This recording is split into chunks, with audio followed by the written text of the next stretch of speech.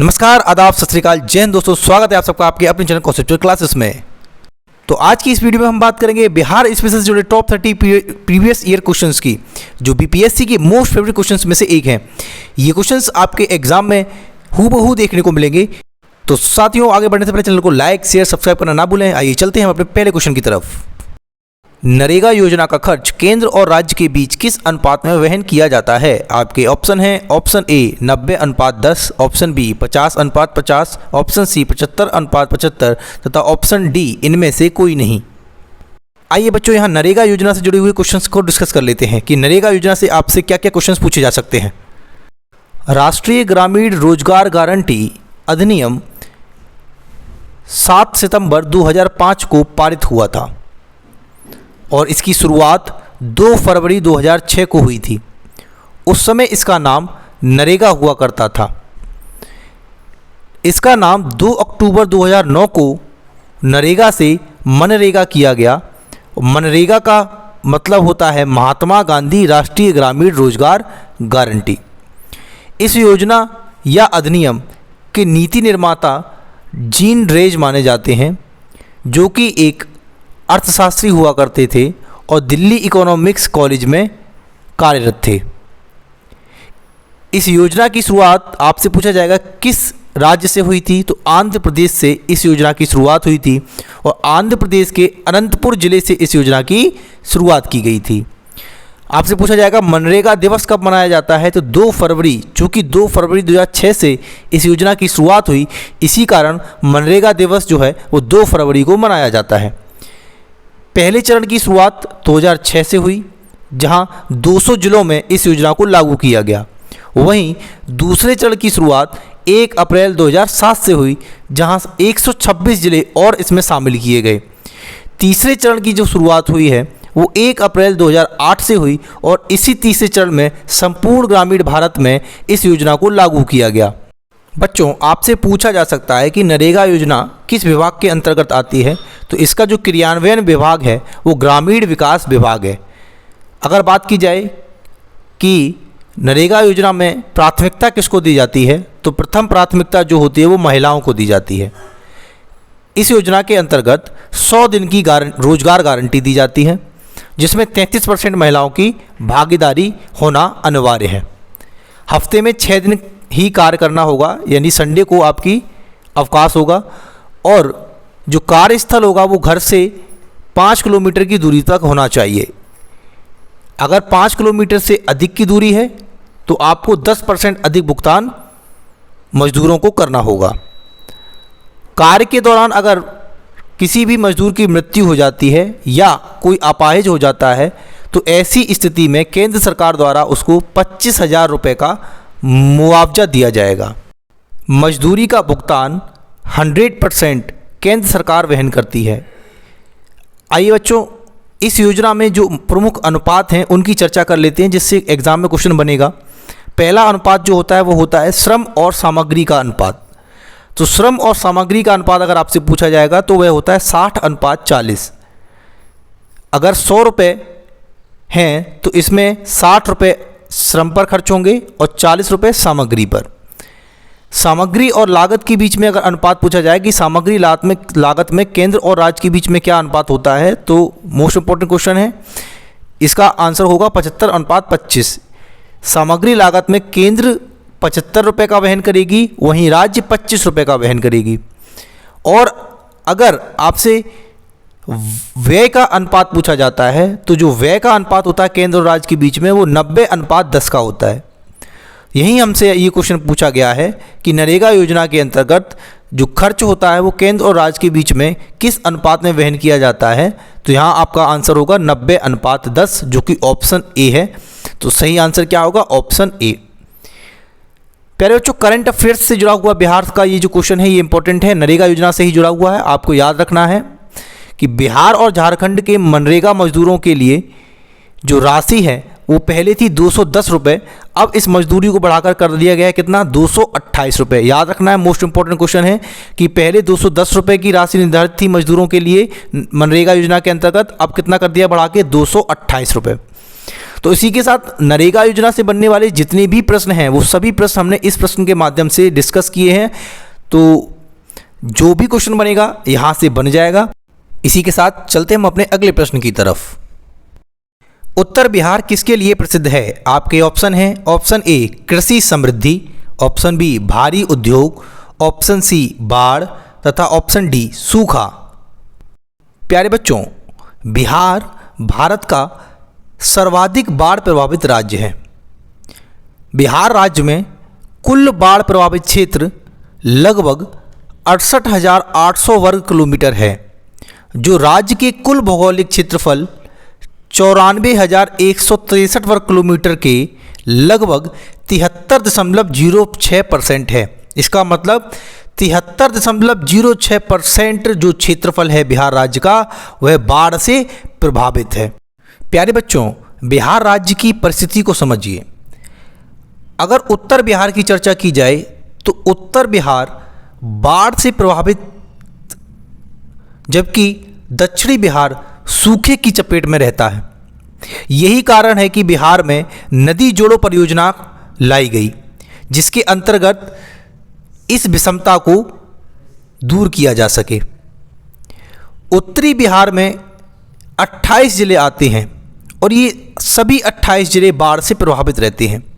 अगर इनमें से भी आपसे पूछा जाए कि अत्यंत बाढ़ से प्रभावित जिले कौन से होते हैं, तो 15 जिले जो बिहार के हैं वह अत्यंत बाढ़ से प्रभावित जिले हैं। तो इस प्रश्न का जो सही उत्तर होगा वह होगा बाढ़ से प्रभावित। अगर यहीं आपसे पूछा जाता कि दक्षिणी बिहार किसके लिए प्रसिद्ध है, तो वह सूखे के लिए प्रसिद्ध है, क्योंकि वहाँ सूखा रहता है। तो यहाँ हमने बिहार की भौगोलिक परिस्थिति को समझा। इसी के साथ चलते हैं हम अपने अगले प्रश्न की तरफ। मखदूम कुंड कहाँ पर स्थित है? आपके ऑप्शन है, ऑप्शन ए मनेर में, ऑप्शन बी राजगृह में, ऑप्शन सी बिहार शरीफ में तथा ऑप्शन डी फुलवारी शरीफ में। आइए बच्चों, इस प्रश्न के माध्यम से बिहार में स्थित कुंड की चर्चा कर लेते हैं।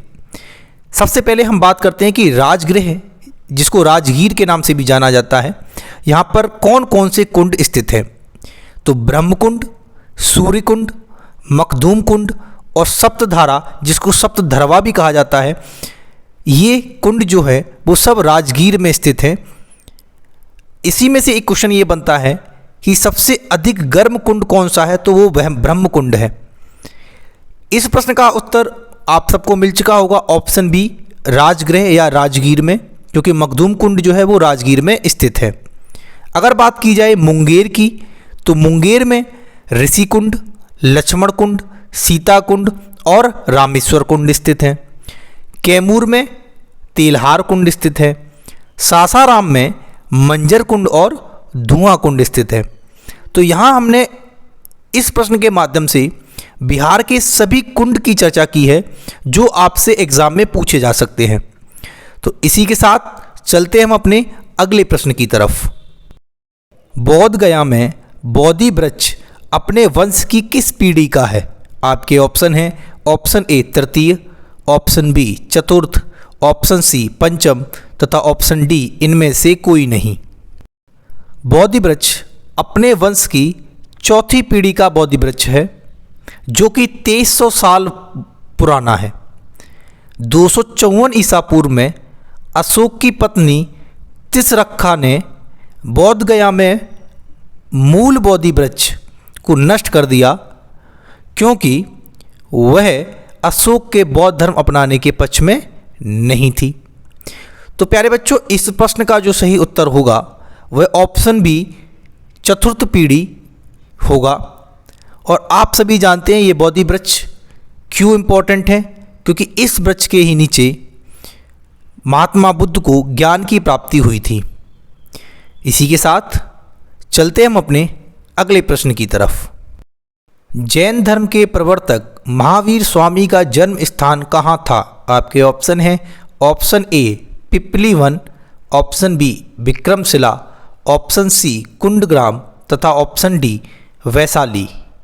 आइए बच्चों, जैन धर्म से एग्ज़ाम में क्या क्या प्रश्न हमसे पूछे जा सकते हैं, उन सभी प्रश्नों को डिस्कस हम यहाँ पे कर लेते हैं।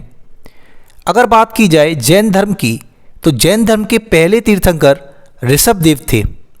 जैन धर्म में कुल कितने तीर्थंकर हुए हैं? तो कुल 24 तीर्थंकर हुए हैं, जिनमें 23वें तीर्थंकर कौन थे? पार्श्वनाथ थे। इन्हीं पार्श्वनाथ ने जैन धर्म के 4 महाव्रत दिए। ये 4 महाव्रत कौन कौन से थे आपसे एग्जाम में पूछा जाता है? तो सत्य, अहिंसा, अस्तेय और अपरिग्रह। अगर अस्तेय की बात की जाए तो इसका अर्थ होता है चोरी ना करना, और अपरिग्रह का अर्थ होता है धन का संचय ना करना। इसी जैन धर्म के 24वें तीर्थंकर महावीर स्वामी थे। इन्हीं महावीर स्वामी को जैन धर्म का वास्तविक संस्थापक माना जाता है। इनके बचपन का नाम वर्धमान था। इनकी माता का नाम त्रिशला था, जो लिच्छवी वंश के राजा चेटक की बहन थी। महावीर स्वामी का जन्म 540 ईसा पूर्व में कुंडग्राम वैशाली में हुआ था। इसलिए इस प्रश्न का सही उत्तर तो आप सबको पता चल चुका होगा, ऑप्शन सी कुंडग्राम है। अगर बात की जाए इनके पिता की, तो इनके पिता का नाम सिद्धार्थ था, जो ज्ञात्रक कुल के मुखिया थे। इनकी पत्नी का नाम यशोदा, इनकी पुत्री का नाम प्रियदर्शना और इनके दामाद का नाम जामाली था। आपसे पूछा जाता है कि इनके प्रथम शिष्य कौन बने, तो इनके प्रथम शिष्य यही इनके दामाद जामाली बने थे। 30 वर्ष की आयु में इन्होंने घर छोड़ दिया था। 12 वर्ष की तपस्या के बाद जुम्बिक ग्राम में रिजुपालका नदी, बहुत इंपॉर्टेंट, आपसे पूछा जाएगा किस नदी के नीचे, तो रिजुपालका नदी के तट पर महाज्ञान की प्राप्ति हुई। और जैसे ही इनको महाज्ञान की प्राप्ति हुई तो ये क्या कहलाए? ये कैवल्य या कैवलिन या जिन कहलाए। प्रथम महिला शिष्य इनकी कौन बनी? तो चंदना नाम की महिला इनकी प्रथम महिला शिष्य बनी थी। 468 ईसा पूर्व में इनकी मृत्यु पावापुरी में हुई थी। अगर आपसे पूछा जाए कि जैन धर्म की कुल कितनी महासंगीति हुई हैं, तो जैन धर्म में कुल 2 महासंगीतियाँ हुई हैं और इनसे आपसे क्वेश्चन पूछे जाते हैं, तो उनको भी हम डिस्कस कर लेते हैं। पहली जैन महासंगीति जो हुई है वो 300 ईसा पूर्व में हुई थी। ये कहाँ हुई थी? तो यह पाटलिपुत्र में हुई थी, और इसके शासक जो हुआ करते थे उस समय वो चंद्रगुप्त मौर्य के समय हुई थी। इसके अध्यक्ष कौन थे? तो स्थूलभद्र इसके अध्यक्ष थे। ये जैन महासंगीति क्यों इंपॉर्टेंट है? क्योंकि इसमें जैन धर्म 2 भाग में विभाजित हो गया था, एक श्वेतांबर और एक दिगंबर। श्वेतांबर कौन होते थे? जो श्वेत वस्त्र धारण करते थे, और श्वेतांबर स्थूलभद्र के अनुयायी थे। वहीं अगर दिगंबर की बात की जाए तो दिगंबर वस्त्र धारण नहीं करते थे। जो दिगंबर थे वो भद्रबाहु के अनुयायी हुआ करते थे। दिगंबर ही दक्षिणी जैन या दक्षिण के जैन कहलाते हैं। द्वितीय जैन महासंगीति 513 ईस्वी में हुई, जिसकी अध्यक्षता देवर्षि क्षमा श्रमण ने की थी। इसके कार्य, अगर आपसे पूछा जाए कि इस महासंगीति में क्या कार्य हुआ था, तो इस महासंगीति में जैन धर्म की शिक्षाओं को लिपिबद्ध किया गया था और एक ग्रंथ की रचना हुई थी जिसका नाम रखा गया था आगम। आपसे पूछा जाएगा, काफ़ी बार ये क्वेश्चन पूछा गया है कि आगम किस धर्म का ग्रंथ है, तो आगम जो ग्रंथ है वह जैन धर्म का ग्रंथ है। तो प्यारे बच्चों, एक प्रश्न और आपसे जो पूछा जाएगा वो बहुत इंपॉर्टेंट है कि महावीर स्वामी ने ही जैन धर्म में 5वां महाव्रत जोड़ा था, जो था ब्रह्मचर्य का। 4 महाव्रत आपको पता ही दिए थे, किसने जोड़े थे? पार्श्वनाथ ने। और 5वां महाव्रत जोड़ा था महावीर स्वामी ने। तो इस प्रकार जैन धर्म में कुल कितने महाव्रत हैं इस समय? 5 महाव्रत हैं। यहाँ इस प्रश्न के माध्यम से हमने जैन धर्म से बनने वाले सभी प्रश्नों को डिस्कस कर लिया है। अगर एग्ज़ाम में जैन धर्म पूछा जाएगा तो ऐसा कोई क्वेश्चन नहीं है जो यहाँ से आपसे ना फंसे। तो इसी के साथ चलते हम अपने अगले प्रश्न की तरफ। वर्धमान महावीर ने कहाँ निर्वाण प्राप्त किया था? आपके ऑप्शन हैं, option A Vaishali, option B Rajgriha, option C Nalanda तथा ऑप्शन डी पावापुरी। प्यारे बच्चों, अभी हमने जैन धर्म से जुड़े हुए सभी प्रश्नों को डिस्कस किया था और जितने भी मोस्ट इम्पोर्टेंट क्वेश्चंस थे जो जैन धर्म से हमसे पूछे जा सकते थे, उन सभी के बारे में हमने चर्चा की थी। हमने वहाँ बताया था कि वर्धमान महावीर की अगर मृत्यु की बात की जाए तो उनकी मृत्यु 468 ईसा पूर्व में हुई थी। और कहाँ पर हुई थी? तो पावापुरी में हुई थी। तो इस प्रश्न का तो सही उत्तर ऑप्शन डी पावापुरी हो जाएगा। अगर आपसे एक क्वेश्चन यहाँ से बनता है कि वर्धमान महावीर की जब मृत्यु हुई थी उस समय मगध का शासक कौन था? बिहार स्पेशल हम पढ़ रहे हैं तो ये हमारे लिए मोस्ट इंपॉर्टेंट क्वेश्चन है। तो उस समय जो मगध का शासक था वो हिरण्यक वंश का दूसरा शासक अजातशत्रु हुआ करता था। आइए बच्चों, इसी के साथ चलते हम अपने अगले प्रश्न की तरफ। पटना में किस सिख गुरु का जन्म हुआ था? आपके ऑप्शन हैं, ऑप्शन ए गुरु नानक, ऑप्शन बी गुरु गोविंद सिंह, ऑप्शन सी गुरु हरगोविंद तथा ऑप्शन डी गुरु तेज बहादुर। प्यारे बच्चों, ये प्रश्न बिहार स्पेशल से जुड़ा हुआ प्रश्न है और काफ़ी इम्पोर्टेंट प्रश्न है।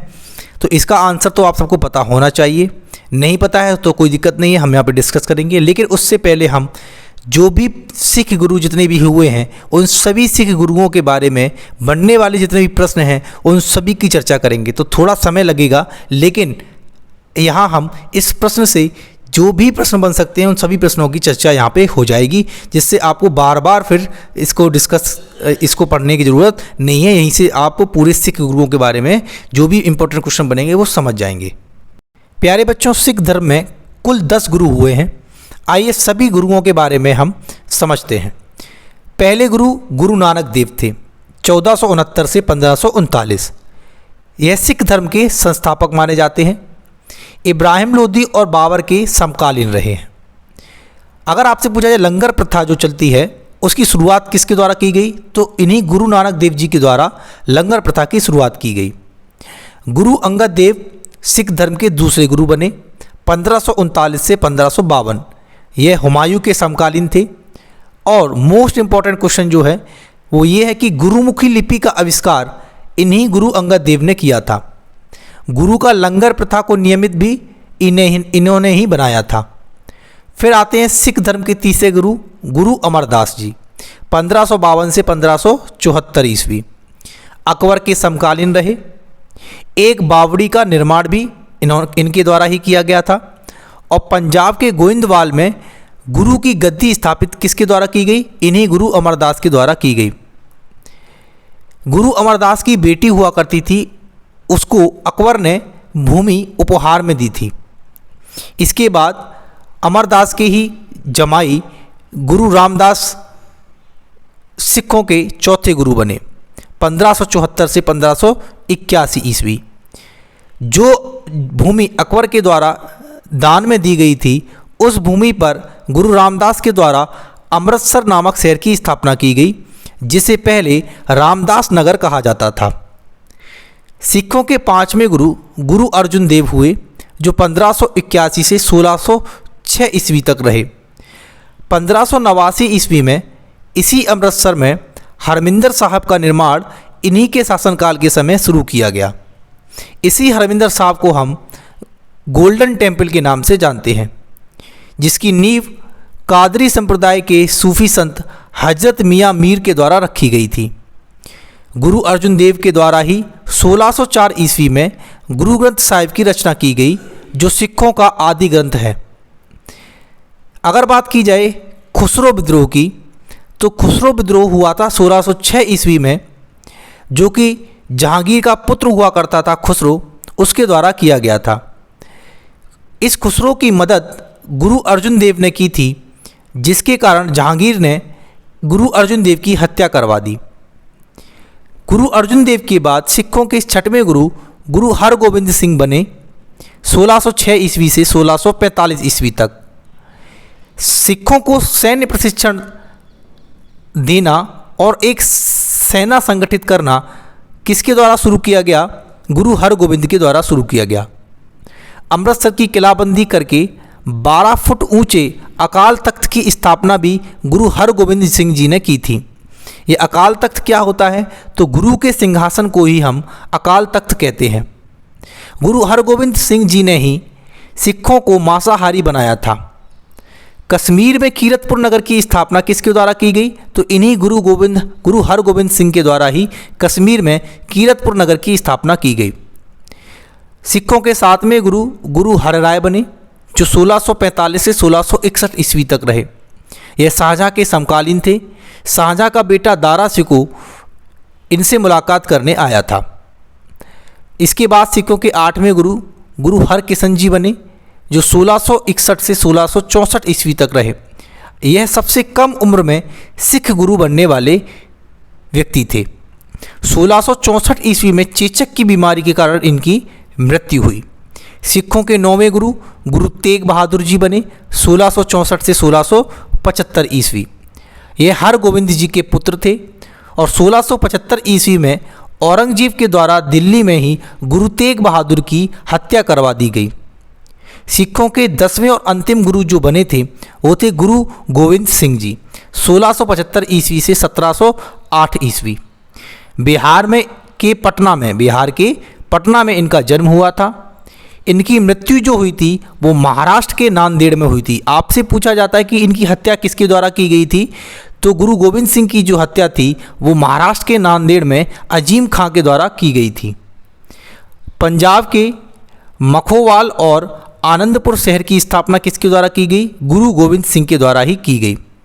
मोस्ट इंपॉर्टेंट क्वेश्चन कि खालसा पंथ की स्थापना किसके द्वारा की गई? तो खालसा पंथ की स्थापना 1699 ईस्वी में पंजाब के आनंदपुर में गुरु गोविंद सिंह के द्वारा की गई थी। 80,000 सैनिकों की एक सेना तैयार की गई और इसी सेना को खालसा नाम दिया गया। गुरु गोविंद सिंह के द्वारा ही पुरुषों को सिंह और स्त्रियों को कौर कहा जाता था। इनके द्वारा ही 5 ककार का अनुकरण किया गया। ये 5 ककार क्या थे? तो केस, कड़ा, कंगा और कृपाण।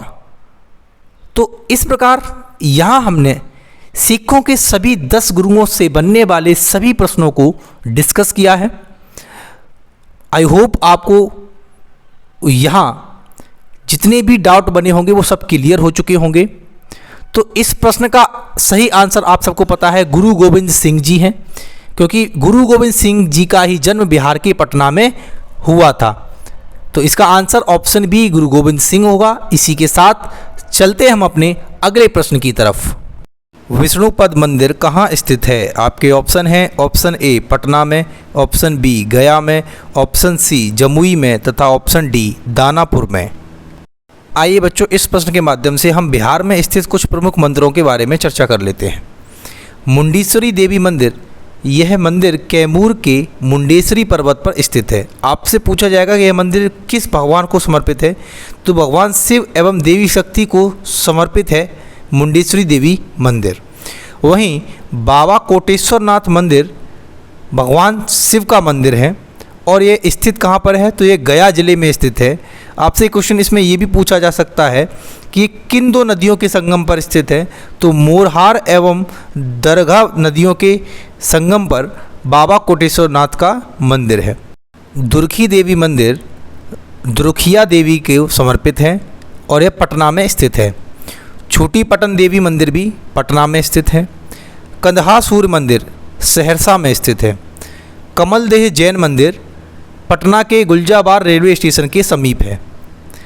आपसे साथियों यहाँ से एक क्वेश्चन और बन सकता है कि गोलघर कहाँ पर स्थित है? गोलघर पटना के बांकीपुर क्षेत्र में स्थित है। यह अनाज भंडारण के लिए बनाई गई इमारत है। प्यारे बच्चों, अगर बात की जाए कि ये गोलघर किसके द्वारा बनवाया गया, तो ये ब्रिटिश ईस्ट इंडिया कंपनी के द्वारा इसका निर्माण किया गया है। और इसके इंजीनियर की अगर बात की जाए तो इसके इंजीनियर कौन रहे थे? तो कैप्टन जॉन गास्टिन इसके इंजीनियर थे। और इसका निर्माण कार्य कब पूरा हुआ है? 1786 ईस्वी में इसको बनवाया गया है। तो यहाँ बच्चों, यहाँ से इस प्रश्न के माध्यम से जो भी प्रश्न हम बन सकते थे हमने उन सभी प्रश्नों को समझा। अगर बात की जाए इस प्रश्न की तो विष्णुपद मंदिर कहाँ पर स्थित है? तो प्यारे बच्चों, बिहार का प्रसिद्ध मंदिर विष्णुपद मंदिर है और यह जो मंदिर है वो गया में स्थित है। तो इस प्रश्न का सही उत्तर तो गया हो जाएगा। इसी के साथ चलते हम अपने अगले प्रश्न की तरफ। बिहार के किस पर्यटन केंद्र पर गर्म जल के अनेक स्रोत हैं? आपके ऑप्शन हैं, option A Dev, option B Pawapuri, option C Rajgir तथा ऑप्शन डी बिहार शरीफ। प्यारे बच्चों, अभी हमने बिहार में कुछ प्रमुख कुंड के बारे में चर्चा की थी। वहाँ हमने राजगीर में स्थित कुंड की बात की थी और वहाँ ब्रह्म कुंड को हमने बताया था कि ब्रह्म कुंड गर्म जल का स्रोत है और ये कहाँ पर स्थित है, राजगीर में स्थित है। तो इस प्रकार इस प्रश्न का उत्तर जो होगा वो ऑप्शन सी राजगीर होगा। अगर बात की जाए पावापुरी की, तो आप सबको पता है कि जैन धर्म के 24वें तीर्थंकर महावीर स्वामी को जो निर्वाण प्राप्त हुआ था या उनकी जो मृत्यु हुई थी वो पावापुरी में हुई थी। तो साथियों, इसी के साथ चलते हम अपने अगले प्रश्न की तरफ। निम्नलिखित में से किस नगर में प्रथम बौद्ध सभा आयोजित की गई थी? आपके ऑप्शन हैं option A Nalanda, option B Bodh Gaya, option C Rajgir तथा ऑप्शन डी गया। प्यारे बच्चों, हम सभी बौद्ध महासंगीतियों के बारे में काफ़ी बार पढ़ चुके हैं और हमने सभी चारों की चारों बौद्ध महासंगीतियों के अध्यक्ष, उनके समयकाल, उनका शासक, सभी के बारे में चर्चा की थी। तो अगर इस प्रश्न की बात की जाए तो प्रथम बौद्ध संगीति जो हुई थी वो राजगीर या राजगृह की सप्तपर्णी गुफा में हुई थी। उस समय शासक कौन हुआ करता था? तो उस समय शासक हुआ करता था अजातशत्रु, जो कि हिर्यक वंश का शासक था। और इसकी अध्यक्षता उस समय किसने की थी? तो इसकी अध्यक्षता महाकश्यप ने की थी। तो इस प्रश्न का जो सही उत्तर होगा वह ऑप्शन सी राजगीर होगा। प्यारे बच्चों, बोध गया की अगर बात की जाए तो बोध गया में बिहार करंट अफेयर्स का एक क्वेश्चन बनता है कि कोरियन शैली में भगवान बुद्ध का जो मंदिर बना है वो कहाँ पर बना है? बोध गया में बना है। आइए साथियों, चलते हैं अगले प्रश्न की तरफ। राजगृह का पुराना नाम क्या था? आपके ऑप्शन हैं option A Magadh, option B ग्रीवरज, ऑप्शन सी बसाड़ तथा ऑप्शन डी पाटलिपुत्र। प्यारे बच्चों, हम सभी जानते हैं कि बृहदत्त के पुत्र जरासंध की राजधानी क्या हुआ करती थी? गिरिब्रज हुआ करती थी, जिसको आज हम राजगीर के नाम से जानते हैं। तो ये राजगीर ही राजगृह है और इसका पुराना नाम ही गिरिब्रज हुआ करता था। आपसे ये क्वेश्चन काफ़ी बार पूछा गया है कि जरासंध के पिता का नाम क्या था, तो आपको पता होना चाहिए बृहदत्त जो थे, बृहदत्त ही जरासंध के पिता का नाम था और उनकी राजधानी क्या हुआ करती थी? गिरिब्रज हुआ करती थी, जिसको आज हम राजगीर के नाम से जानते हैं। तो इस प्रश्न का जो सही उत्तर होगा वह ऑप्शन बी गिरिब्रज होगा। पाटलिपुत्र के बारे में आप सभी जानते हैं कि इसको उदयन के द्वारा बसाया गया था, गंगा और सोन नदी के संगम पर। चलिए साथियों, इसी के साथ चलते हम अपने अगले प्रश्न की तरफ। पटना स्थित गोल घर का निर्माण कब किया गया था? आपके ऑप्शन हैं ऑप्शन ए 1786 ईस्वी में, ऑप्शन बी 1756 ईस्वी में, ऑप्शन सी 1776 ईस्वी में तथा ऑप्शन डी 1796 ईस्वी में। प्यारे बच्चों, अभी पिछले ही क्वेश्चन में हमने जब डिस्कशन किया था तो वहाँ हमने गोल घर के बारे में चर्चा की थी और कहा था कि ये क्वेश्चन आपको एग्ज़ाम में देखने को मिल सकता है, मोस्ट इंपॉर्टेंट क्वेश्चन में से एक है। वो ऐसा ही हुआ और हमें यहाँ पे ये क्वेश्चन देखने को मिल रहा है। आप सब जानते हैं गोलघर बिहार का एक प्रमुख पर्यटन स्थल है जो उस समय ब्रिटिश ईस्ट इंडिया कंपनी के द्वारा बनवाया गया था। पूछा जाता है कि गोलघर का निर्माण क्यों करवाया गया था? तो गोलघर का निर्माण अनाज को संरक्षित करने के लिए, उसको भंडारित करने के लिए किया गया था। ये स्थित कहाँ पर है? तो ये पटना के बांकीपुर क्षेत्र में स्थित है। सबसे मोस्ट इम्पॉर्टेंट क्वेश्चन इसका ये होता है कि गोलघर का जो निर्माण था वो किस इंजीनियर के द्वारा किया गया था? तो कैप्टन जॉन गास्टिन जो थे यह इसके इंजीनियर थे और इसका निर्माण कार्य जो कंप्लीट हुआ था वो 1786 ईस्वी में पूरा हुआ था। तो इस प्रश्न का जो सही उत्तर होगा वह होगा 1786 ईस्वी में। इसी के साथ चलते हम अपने अगले प्रश्न की तरफ। बिहार का सबसे कम जनसंख्या घनत्व वाला जिला है? आपके ऑप्शन हैं option A Kaimur, option B Nalanda, option C Saharsa तथा ऑप्शन डी पूर्णिया। प्यारे बच्चों, जनगणना 2011 के अनुसार हमसे काफ़ी क्वेश्चन पूछे जाते हैं जो एग्ज़ाम में मोस्ट इम्पॉर्टेंट क्वेश्चंस हैं। तो हम पहले उन क्वेश्चंस को डिस्कस कर लेते हैं जो यहाँ से बन सकते हैं। अगर बात की जाए सबसे अधिक जनसंख्या वाला ज़िला कौन सा है बिहार का? तो वह है पटना है, जहाँ 58,38,465 जनसंख्या है। वहीं न्यूनतम जनसंख्या वाला ज़िला शेखपुरा है, जहाँ पर 6,36,342 की जनसंख्या निवास करती है। जनघनत्व की बात की जाए तो प्रति वर्ग किलोमीटर में निवास करने वाली जनसंख्या ही जनघनत्व कहलाती है।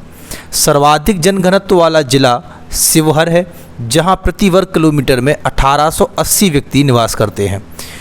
वहीं न्यूनतम जनघनत्व वाला जिला कैमूर है, जहां प्रति वर्ग किलोमीटर में महज 488 व्यक्ति ही निवास करते हैं। आपसे पूछा जा सकता है कि सर्वाधिक लिंगानुपात वाला जिला कौन सा है। लिंगानुपात का मतलब होता है कि प्रति 1000 पुरुष में कितनी महिलाओं का अनुपात है, उसी को लिंगानुपात कहा जाता है। तो प्रति 1000 में 1021 महिलाओं के साथ गोपालगंज सर्वाधिक लिंगानुपात वाला जिला है। वहीं न्यूनतम लिंगानुपात वाला जिला कौन सा है? मुंगेर है, जहां प्रति 1000 पुरुष में कितनी महिलाएं हैं? 876 महिलाएं हैं। आपसे ये भी पूछा जा सकता है कि सर्वाधिक साक्षरता दर वाला जिला कौन सा है? तो रोहतास है, जहां पर साक्षरता दर कितनी है? 73.37। वहीं न्यूनतम साक्षरता दर वाला जिला पूर्णिया है, जहां की साक्षरता दर कितनी है? 51.08। सर्वाधिक पुरुष साक्षरता वाला जिला पूछा जाएगा तो कौन सा होगा? रोहतास। वहीं सर्वाधिक महिला साक्षरता वाला जिला भी कौन सा होगा? रोहतास। न्यूनतम पुरुष साक्षरता वाला जिला पूर्णिया और न्यूनतम महिला साक्षरता वाला जिला सहरसा है। तो प्यारे बच्चों, यहाँ बिहार जनगणना 2011 से जो क्वेश्चन बन सकते थे, हमने उन सभी क्वेश्चंस को डिस्कस करने की कोशिश की है। इस प्रश्न की अगर बात की जाए तो यहाँ हम डिस्कस कर चुके हैं कि सबसे कम जनसंख्या घनत्व वाला जो जिला है वह कौन सा है। वह जो जिला है वह है आपका कैमूर। तो यहाँ पे ऑप्शन ए कैमूर आपका आंसर होगा। इसी के साथ चलते हम अपने अगले प्रश्न की तरफ। बिहार का सबसे कम जनसंख्या वाला जिला है, आपके ऑप्शन है option A Lakhisarai, option B Sheikhpura, option C Sheohar तथा ऑप्शन डी अरवल। प्यारे बच्चों, अभी पिछले ही क्वेश्चन में हमने बिहार की जनगणना 2011 से जो प्रश्न बन सकते थे उन सभी प्रश्नों को लगभग पूरा करने की प्रयास किया था, और उन्हीं प्रश्नों में हमने ये डिस्कस किया था कि सबसे अधिक जनसंख्या वाला जो जिला है बिहार का वो है पटना है, और सबसे कम जनसंख्या वाला जो जिला है बिहार का वो शेखपुरा है। इस शेखपुरा में जो जनसंख्या है वो कितनी है? 6,36,342। तो इस प्रश्न का जो सही उत्तर होगा वह है ऑप्शन बी शेखपुरा होगा। आइए साथियों, इसी के साथ चलते हम अपने अगले प्रश्न की तरफ। जनसंख्या घनत्व के आधार पर बिहार का स्थान है, आपके ऑप्शन हैं ऑप्शन ए भारत में प्रथम, ऑप्शन बी भारत में चतुर्थ, ऑप्शन सी भारत में तृतीय तथा ऑप्शन डी भारत में द्वितीय। प्यारे बच्चों, अगर जनसंख्या के आधार पर बात की जाए तो जनसंख्या के आधार पर बिहार भारत का तीसरा राज्य है जहां सबसे अधिक जनसंख्या है। उस स्थिति में हमारा आंसर भारत में तृतीय होता, लेकिन यहाँ हमसे जनसंख्या की नहीं बल्कि जनसंख्या घनत्व की बात की जा रही है। तो जनसंख्या घनत्व में बिहार जो है वो भारत में प्रथम राज्य है जहाँ सबसे अधिक जनसंख्या घनत्व पाया जाता है। तो यहाँ अगर बात की जाए तो इस प्रश्न का जो सही उत्तर होगा वह ऑप्शन ए भारत में प्रथम होगा। बिहार की जनसंख्या घनत्व की बात की जाए तो 1106 व्यक्ति प्रति किलोमीटर इसका आंकड़ा है। तो इसी के साथ चलते हम अपने अगले प्रश्न की तरफ। बिहार में साक्षरता का प्रतिशत है, आपके ऑप्शन हैं option A 42.85%, option B 47.25%, option C 51.5% तथा ऑप्शन डी 61.8%। प्यारे बच्चों, अगर बात की जाए साक्षरता दर की तो बिहार की साक्षरता दर 61.80% है। अगर आपसे पूछा जाए कि बिहार में पुरुष साक्षरता दर क्या है तो वह होगी 71.2%, और अगर पूछा जाए महिला साक्षरता दर के बारे में तो वह होती है 51.5%। आपसे यहाँ क्वेश्चन ये भी बन सकता है कि ग्रामीण साक्षरता दर और शहरी साक्षरता दर क्या है। तो बिहार की ग्रामीण साक्षरता दर 59.78% है और शहरी साक्षरता दर 76.86% है। तो प्यारे बच्चों, इस प्रश्न के माध्यम से हमने बिहार की साक्षरता दर से बनने वाले सभी प्रश्नों को डिस्कस किया। तो इसी के साथ इस प्रश्न का जो सही उत्तर होगा वह ऑप्शन डी 61.8% होगा। आइए चलते हम अपने अगले प्रश्न की तरफ। सबसे कम महिला साक्षरता वाला जिला है? आपके ऑप्शन हैं, option A Madhepura, option B Saran, option C Siwan तथा ऑप्शन डी सहरसा। प्यारे बच्चों, पिछले ही क्वेश्चन में हमने समझा था साक्षरता दर के बारे में, और उससे पहले हमने समझा था कि सर्वाधिक साक्षरता वाला जिला और न्यूनतम साक्षरता वाला जिला कौन सा है। वहाँ हमने सभी आंकड़ों को कवर करने की कोशिश की थी। उन्हीं में से ये क्वेश्चन बन के आया है कि सबसे कम महिला साक्षरता वाला जिला कौन सा है। तो मैंने आपको बताया था सबसे कम महिला साक्षरता वाला जो जिला है वो सहरसा है, वहीं सबसे अधिक महिला साक्षरता वाला जिला रोहतास है। अगर आपसे पुरुष साक्षरता पूछी जाए तो वहाँ पे आपका आंसर होगा कि सबसे अधिक पुरुष साक्षरता वाला जिला रोहतास और सबसे कम पुरुष साक्षरता वाला जिला पूर्णिया है। तो प्यारे बच्चों, इस प्रश्न का जो सही उत्तर होगा वह ऑप्शन डी सहरसा होगा। आइए इसी के साथ चलते हम अपने अगले प्रश्न की तरफ। बिहार में अनुसूचित जनजाति की आबादी का प्रतिशत कितना है? आपके ऑप्शन हैं, option A 7.5%, option B 15.3%, option C 1.3% तथा ऑप्शन डी 11%। प्यारे बच्चों, बिहार में अनुसूचित जनजाति की आबादी लगभग 1.3% है। तो यहाँ इस प्रश्न का जो सही उत्तर होगा वह ऑप्शन सी 1.3% होगा। अगर आपसे पूछा जाए कि अनुसूचित जनजाति के लिए विधानसभा में कितनी सीटें आरक्षित हैं, तो आप कहेंगे कि 2 सीटें विधानसभा में अनुसूचित जनजाति के लिए आरक्षित हैं। और वो 2 सीटें कौन कौन सी हैं? कटोरिया और मनिहारी। वहीं अगर लोकसभा में पूछा जाए तो लोकसभा में अनुसूचित जाति के लिए 6 सीटें आरक्षित हैं, जो कि गोपालगंज, हाजीपुर, समस्तीपुर, जमुई, गया और सासाराम हैं।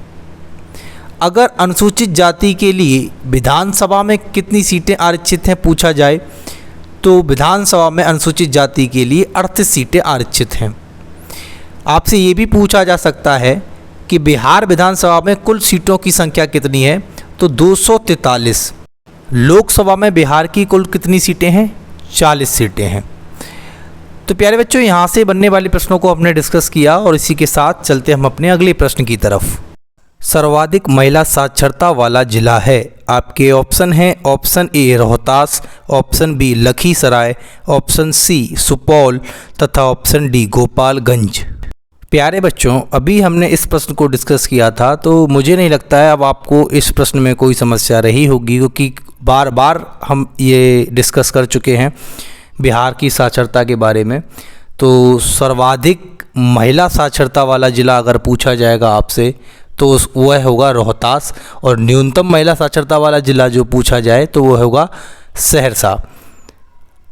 तो यहाँ इस प्रश्न का जो सही उत्तर होगा वह ऑप्शन ए रोहतास होगा। आइए बच्चों, इस प्रश्न के माध्यम से बिहार जनगणना 2011 की जो कुछ क्वेश्चंस और बन सकते हैं हम उनको भी डिस्कस यहाँ कर लेते हैं। अगर आपसे पूछा जाए कि बिहार की कुल जनसंख्या कितनी है तो आप कहेंगे लगभग 10 करोड़ 41 लाख, जो कि देश की कुल जनसंख्या का लगभग कितना है? 8.60%। अगर आपसे बिहार की पुरुष जनसंख्या पूछी जाए तो वह होगी 5 करोड़ 42 लाख 78,157, और वहीं महिला जनसंख्या अगर आपसे पूछी जाए तो 4 करोड़ 98 लाख 21,295। बिहार का जनसंख्या घनत्व अगर आपसे पूछा जाए तो वह होगा 1106 व्यक्ति प्रति वर्ग किलोमीटर, और जनसंख्या वृद्धि दर अगर पूछी जाए बिहार की तो कितनी है? 25.42%। अगर आपसे पूछा जाए बिहार का लिंगानुपात क्या है तो 918 बिहार का लिंगानुपात है। अगर शिशु लिंगानुपात पूछा जाए तो कितना होगा? 935। दोनों ही आंकड़े आपको याद रखने हैं, बिहार का लिंगानुपात 918 और शिशु लिंगानुपात 935। तो यहाँ हमने बिहार जनगणना 2011 से जुड़े हुए और प्रश्नों को समझ लिया है। तो इसी के साथ इस प्रश्न के माध्यम से हमने बिहार जनगणना 2011 से जो भी प्रश्न बन सकते थे उन सभी प्रश्नों को डिस्कस कर चुके हैं। तो आइए साथियों, चलते हम अपने अगले प्रश्न की तरफ।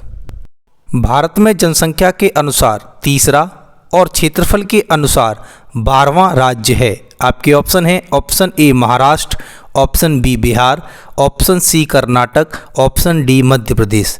प्यारे बच्चों, अभी हमने एक प्रश्न डिस्कस किया था, उसमें पूछा गया था कि जनसंख्या घनत्व के आधार पर बिहार भारत में किस स्थान पर आता है। तब हमने वहाँ बताया था कि अगर जनसंख्या की बात की जाए तो उस स्थिति में बिहार तीसरे स्थान पर है भारत में, और अगर जनसंख्या घनत्व में पूछा जाए तो बिहार पहले स्थान पर है भारत में। लेकिन अगर यहाँ पे पूछा जा रहा है क्षेत्रफल के अनुसार, तो क्षेत्रफल के अनुसार बिहार जो है वो 12वें स्थान पर आता है। बिहार का क्षेत्रफल अगर आपसे पूछा जाए तो कितना है, तो बिहार का क्षेत्रफल 94,163 वर्ग किलोमीटर है। अगर लंबाई पूछी जाए बिहार की उत्तर से दक्षिण तो कितनी है, 345 किलोमीटर, और चौड़ाई जो है बिहार की पूरब से पश्चिम वो कितनी है, 483 किलोमीटर। तो यहाँ हमने बिहार की क्षेत्रफल और चौड़ाई को समझा। अगर इसके अक्षांशीय विस्तार और देशांतरीय विस्तार की बात की जाए, जो कि आपसे एग्जाम में क्वेश्चन बन सकता है, तो बिहार का अक्षांशीय विस्तार 24 डिग्री 20 मिनट 10 सेकेंड से 27 डिग्री 31 मिनट 15 सेकेंड उत्तरी अक्षांश है, और वहीं देशांतरीय विस्तार 83 डिग्री 19 मिनट 15 सेकेंड से 88 डिग्री 17 मिनट 40 सेकेंड पूर्वी देशांतर है। तो बच्चों, यहाँ हमने बिहार के भौगोलिक परिदृश्य को समझा, जहाँ हमने उसके क्षेत्रफल और देशांतरीय और अक्षांशीय विस्तार की चर्चा की।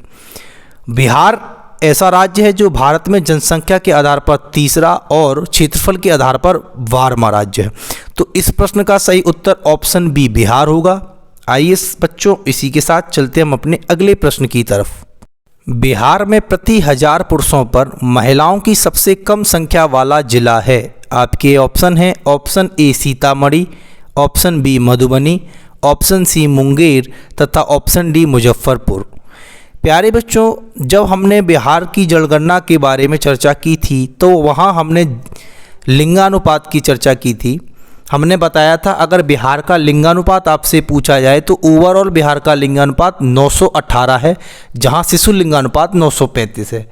वहीं हमने चर्चा की थी कि सर्वाधिक लिंगानुपात वाला जो जिला है बिहार का वह गोपालगंज है, जहां प्रति 1000 पुरुषों पर 1021 महिलाएं हैं।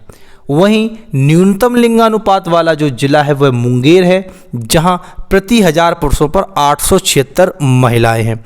यहाँ हमसे सबसे कम लिंगानुपात वाला जिला पूछा गया है, तो वह होगा मुंगेर। ऑप्शन सी इस प्रश्न का सही उत्तर होगा। आइए बच्चों, इसी के साथ चलते हम अपने अगले प्रश्न की तरफ। बिहार का वह जिला कौन है जहां महिलाओं की संख्या पुरुष की संख्या से अधिक है। आपके ऑप्शन हैं option A Darbhanga, option B Siwan, option C Gopalganj तथा ऑप्शन डी सारण।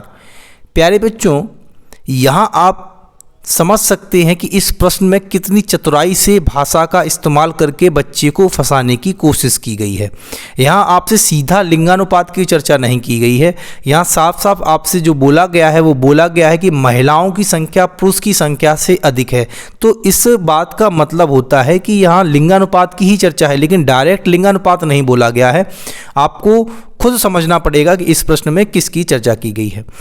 हमने अभी पिछले ही प्रश्न में, वह भी सेम इसी भाषा पर आधारित था, वहाँ हमने बिहार के लिंगानुपात की चर्चा की थी और वहीं हमने बताया था कि अगर आपसे सर्वाधिक लिंगानुपात वाला जिला पूछा जाएगा तो वह कौन सा होगा, गोपालगंज होगा, और न्यूनतम लिंगानुपात वाला जिला पूछा जाएगा तो वह कौन सा होगा, मुंगेर होगा।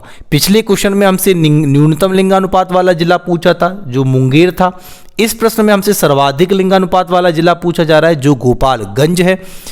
तो प्यारे बच्चों, इस प्रश्न का सही उत्तर गोपालगंज होगा। इसी के साथ चलते हम अपने अगले प्रश्न की तरफ।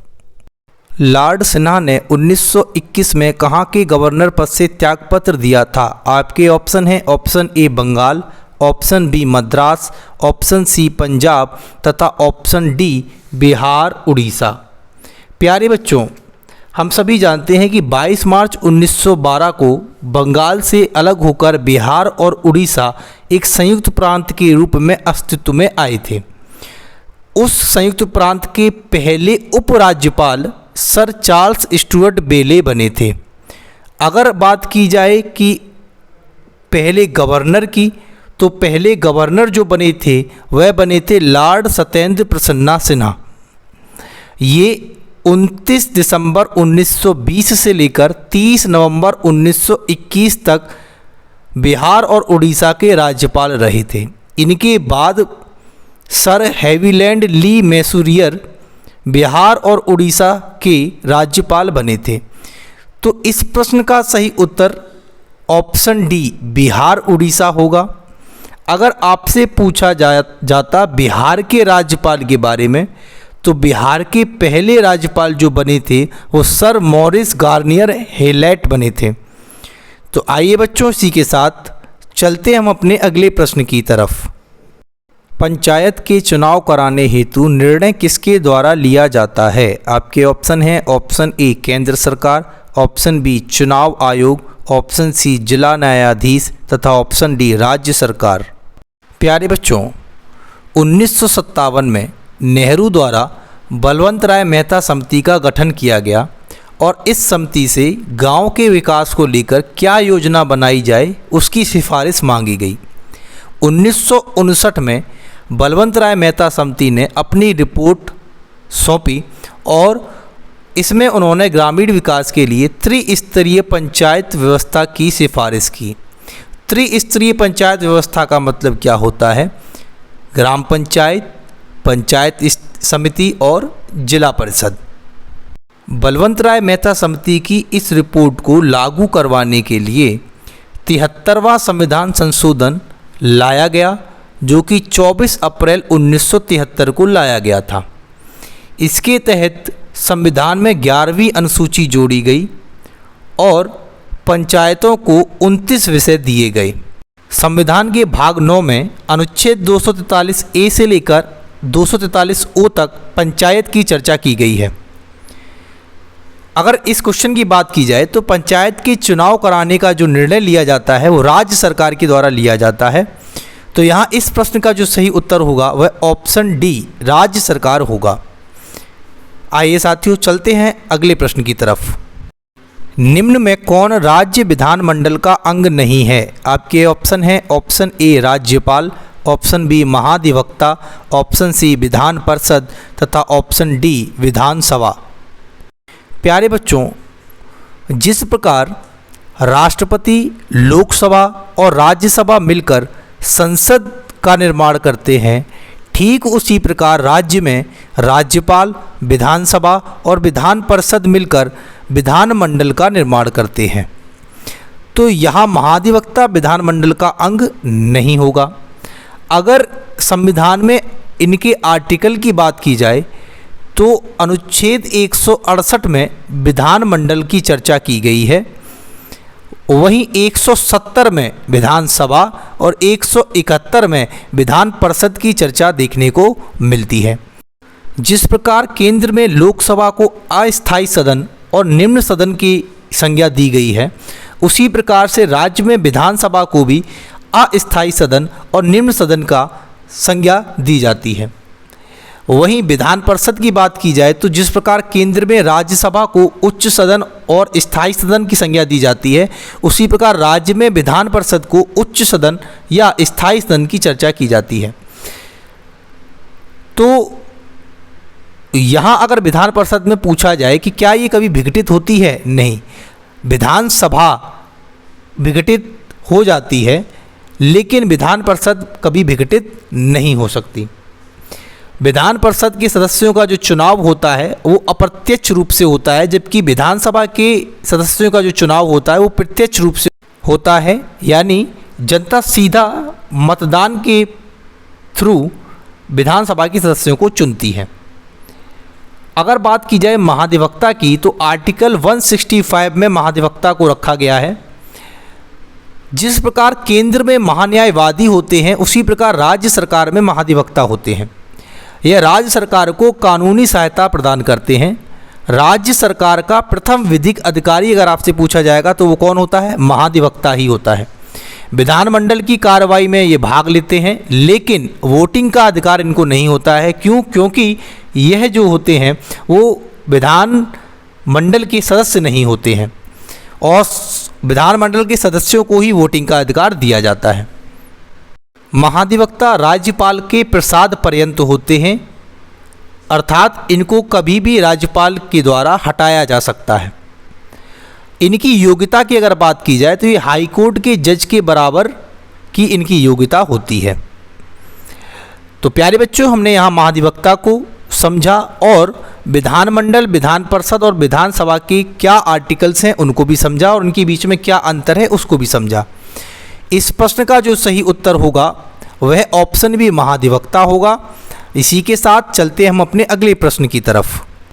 किस आधुनिक शहर का पुराना नाम उदंतपुरी था? आपके ऑप्शन हैं, option A Rajgriha, option B Patna, option C Bihar Sharif तथा ऑप्शन डी गया। प्यारे बच्चों, राजगृह का पुराना नाम गिरिब्रज हुआ करता था, वहीं पटना का पुराना नाम पाटलिपुत्र था जिसको उदयन के द्वारा बसाया गया था। अगर बात की जाए बिहार शरीफ की तो बिहार शरीफ का जो पुराना नाम था वह ओदंतपुरी था। इस प्रकार इस प्रश्न का जो सही उत्तर होगा वह ऑप्शन सी बिहार शरीफ होगा। आइए बच्चों, इसी के साथ चलते हम अपने अगले प्रश्न की तरफ। इंडिका का लेखक कौन था? आपके ऑप्शन हैं, option A Vishnugupta, option B Pliny, option C Megasthenes तथा ऑप्शन डी डायमिकस। विष्णुगुप्त को कौटिल्य या चाणक्य के नाम से जाना जाता है और इनकी प्रसिद्ध पुस्तक अर्थशास्त्र है, ये आप सबको पता ही होगा। अगर बात की जाए डायमिकस की तो बिंदुसार के दरबार में 2 विदेशी राजदूत आए थे, जिनमें से एक डायमिकस था जो सीरिया से आया था, वहीं दूसरा डायोनिसस था जो मिस्र से आया था। इस प्रश्न का सही उत्तर आप सबको पता है, ऑप्शन सी मेगास्थनीज होगा, जो कि सेल्यूकस निकेटर का राजदूत बनकर चंद्रगुप्त मौर्य के दरबार में आया था। अगर आपसे पूछा जाए चंद्रगुप्त मौर्य और सेल्यूकस निकेटर का युद्ध कब हुआ था तो 305 ईसा पूर्व में सेल्यूकस निकेटर और चंद्रगुप्त मौर्य का युद्ध हुआ था। इस युद्ध में संधि के बाद सेल्यूकस निकेटर की पुत्री हेलेना का विवाह चंद्रगुप्त मौर्य के साथ किया गया। आइए बच्चों, इसी के साथ चलते हैं अगले प्रश्न की तरफ। मेगास्थनीज ने भारतीय समाज को कितनी श्रेणियों में विभाजित किया? आपके ऑप्शन हैं, option A 4, option B 7, option C 6 तथा ऑप्शन डी 5। प्यारे बच्चों, ऋग्वेद के 10वें मंडल में हमें 4 वर्णों की चर्चा देखने को मिलती है, क्षत्रिय, वैश्य, शूद्र और ब्राह्मण। वहीं अगर मेगास्थनीज की बात की जाए तो मेगास्थनीज ने एक पुस्तक लिखी थी जिसका नाम था इंडिका। इस इंडिका पुस्तक में इसने मौर्यकालीन भारतीय समाज की चर्चा की थी। उसमें इसने बताया था कि भारतीय समाज 7 श्रेणियों में विभाजित था। तो इस प्रश्न का जो सही उत्तर होगा वह ऑप्शन बी 7 होगा। आइए बच्चों, बिना किसी देर के चलते हम अपने अगले प्रश्न की तरफ। नालंदा विश्वविद्यालय की स्थापना का युग है? आपके ऑप्शन हैं, option A Maurya, option B Pala, option C Gupta तथा ऑप्शन डी कुषाण। काफ़ी बार हम नालंदा विश्वविद्यालय की चर्चा कर चुके हैं और वहाँ हमने बताया था कि नालंदा विश्वविद्यालय की स्थापना गुप्त वंश के ही एक शासक कुमार गुप्त प्रथम के द्वारा की गई थी। और कब की गई थी तो 413 ईस्वी में इसकी स्थापना की गई थी। तो यहाँ इस व्याख्या से आपको आसानी से समझ में आ रहा होगा कि जो नालंदा विश्वविद्यालय था वह गुप्त वंश में इसकी स्थापना हुई थी। तो ये इसका आंसर ऑप्शन सी गुप्त हो जाएगा। मौर्य की बात की जाए तो मौर्य वंश के संस्थापक चंद्रगुप्त मौर्य थे और कुषाण वंश का सबसे प्रतापी जो शासक हुआ करता था उसका नाम क्या था? उसका नाम था कनिष्क।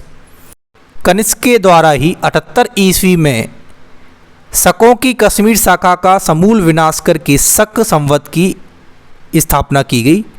वहीं चंद्रगुप्त मौर्य के शासनकाल में प्रथम जैन महासंगीति हुई थी, जिसके अंतर्गत जैन धर्म 2 भागों में विभाजित हो गया था, एक श्वेतांबर और दूसरा दिगंबर, जिसकी चर्चा हम पिछले क्वेश्चन में कर चुके हैं इसी वीडियो में।